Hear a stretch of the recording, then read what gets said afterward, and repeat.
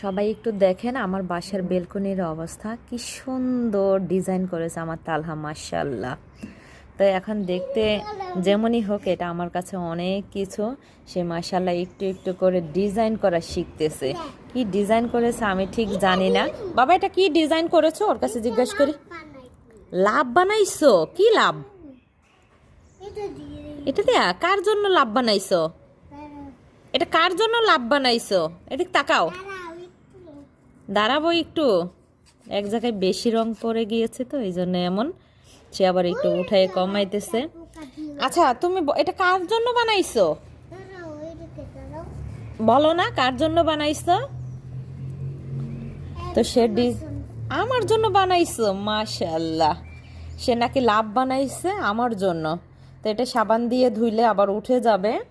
তো সবাই একটা লাইক দিবেন, চ্যানেলটি সাবস্ক্রাইব করবেন।